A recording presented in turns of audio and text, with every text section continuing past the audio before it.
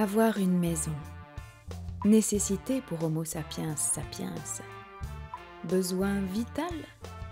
Pour elle, futilité, voire embarras. Serait-ce cela la liberté? Être une limace?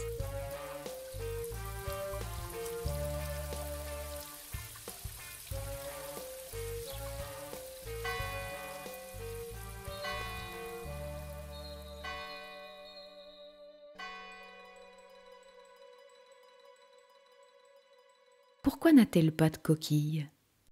Alors, on pense souvent que la différence entre la limace et l'escargot, c'est la coquille, mais non, en fait, non.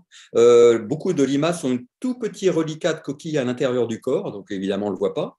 Et il y en a qui ont un bout de reliquat juste à l'arrière du corps. Il y en a même des espèces chez nous. Là on voit celle-ci, par exemple, et on voit bien qu'il y a cette espèce de petit ongle. C'est un souvenir.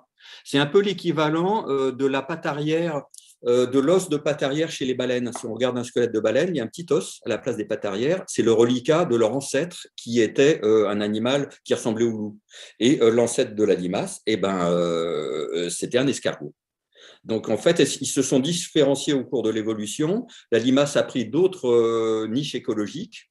En général, c'est des milieux encore plus humides parce qu'elle ne peut pas s'abriter à l'intérieur de ce petit ridicule coquille. Là, elle a du S alors qu'il lui faudrait du XXL, donc elle ne peut pas entrer dedans, ce n'est pas possible. Elle a d'autres milieux écologiques et elle peut s'abriter, se glisser dans des abris où les escargots ne vont pas. Donc chacun a sa place. Pourquoi est-elle aussi gluante? Ah ben ça, c'est toute sa protection, la limace. Déjà, elle n'a pas une grande coquille dans laquelle elle peut se protéger. Et en plus, comme les escargots, elle n'a pas de plumes, pas d'écailles, pas de poils, elle n'a rien pour se protéger. Donc, sa protection, c'est sa bave. Sa bave, c'est du mucus qu'elle a tout autour d'elle, et encore plus que l'escargot, elle a beaucoup, beaucoup, beaucoup de bave, et ça a des propriétés bactéricides, par exemple.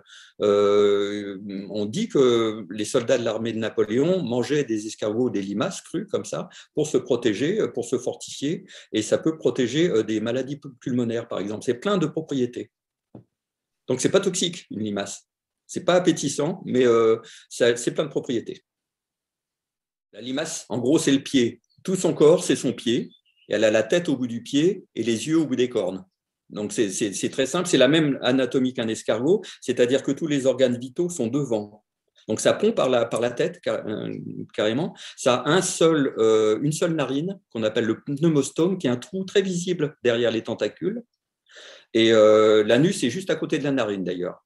Donc, c'est une curiosité de la nature.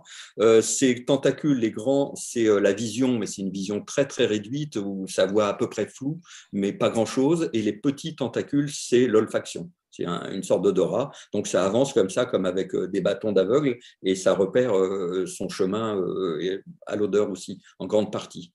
Donc, en gros, c'est très particulier, quoi. Si on compare avec l'humain, la limace ou l'escargot, ça n'a aucun rapport. Que traîne-t-elle derrière elle? En fait, la limace, elle ne peut pas se nettoyer, elle n'a rien pour se gratter, et donc elle se nettoie en accumulant toutes les petites saloperies qu'elle a le long de son chemin, qui reculent et qui s'accumulent à la base de la queue, et au bout d'un moment, elle se nettoie. Quand elle fait sa toilette, en fait, c'est comme si elle retirait une chaussette de saleté. Donc, à la fin de son trajet, on voit toutes les petites saletés, et au bout d'un moment, ça se détache. Et elle est toute propre, elle a fait sa toilette. C'est une sorte de mue, sauf qu'elle a toujours du mucus. Hein, sinon, la pauvre, elle aurait mal sur les petits cailloux. Hein. Donc, c'est du vieux mucus assemblé aux déchets qu'elle accumule.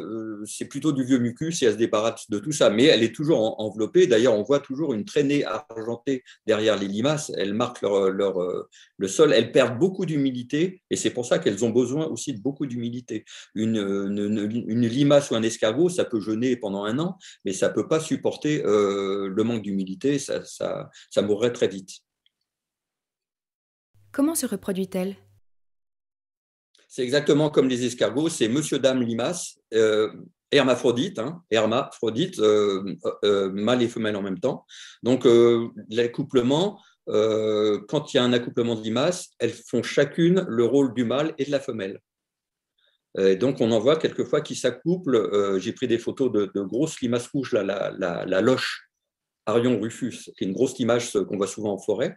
Et on voit une espèce de, comme un litchi au milieu, une espèce d'amas blanc, on croit que c'est des œufs, et non, en fait, c'est leur pénis qui est énorme, qui se déplie, qui gonfle, et c'est le pénis de chacune ou de chacun qui va vers l'autre. C'est très compliqué. Mais l'avantage des hermaphrodites, quand on est très très lent, parce qu'une limace comme un escargot, ça ne dépasse pas le 4 ou 5 km à l'heure, on est sûr que le partenaire ou la partenaire qu'on rencontre, c'est forcément le bon et la bonne en même temps. Et ça, c'est un atout.